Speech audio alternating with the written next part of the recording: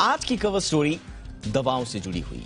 Corona के दौरान एक दवा का नाम लगभग सबने सुना होगा और यह दवा है डोलो 650। डोलो 650 एक बार फिर चर्चा में है।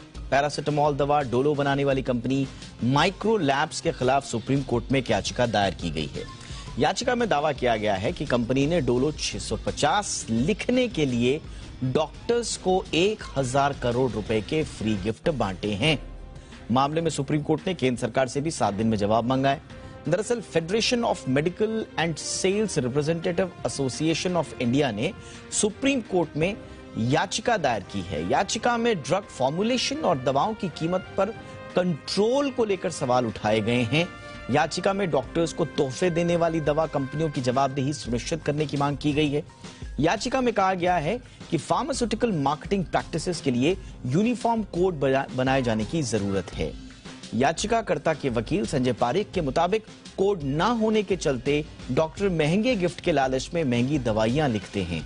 संजय पारेख के मुताबिक डोलो महज एक उदाहरण है, यानी कि याचिका दरअसल डोलो के खिलाफ नहीं है बल्कि अनफेयर ट्रेड प्रैक्टिसेस के खिलाफ ज्यादा है, क्योंकि ये सबसे ताजा उदाहरण है, इसलिए इसका हवाला दिया गया है।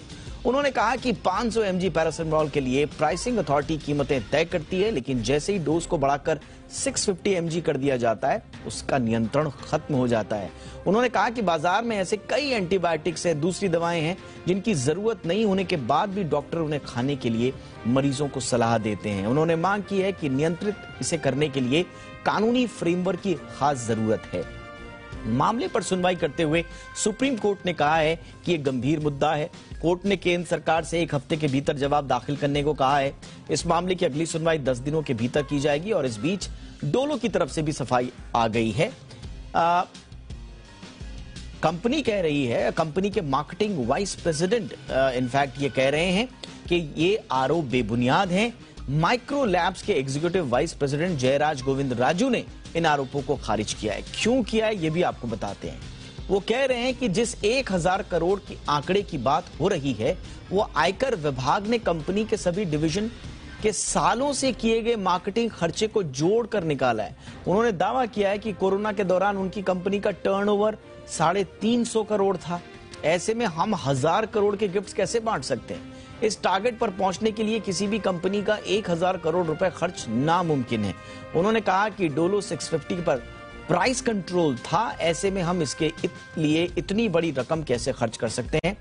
ये तो बात हो गई ताजा मामले की, लेकिन क्या डॉक्टर्स को फ्रीबीज यानी कि कमीशन देना कानूनी तौर पर अलाउड है? इसका जवाब है नहीं। देश में Indian medical council regulations act 2002 है। इसमें साफ कहा गया है कि मेडिकल प्रैक्टिशनर्स को फार्मास्यूटिकल्स, हेल्थ केयर इंडस्ट्री के सेल्स पर्सन्स और प्रतिनिधि से किसी भी तरह का गिफ्ट नहीं लेना चाहिए। एक्ट के मुताबिक मेडिकल प्रैक्टिशनर्स को ट्रैवल फैसिलिटीज, हॉस्पिटैलिटी कैश और किसी भी तरह की मॉनिटरी ग्रांट्स नहीं लेने चाहिए, नहीं वो ले सकते हैं। लेकिन इसके बावजूद डॉक्टर्स को दवाई लिखने के लिए गिफ्ट देने का आम चलन है।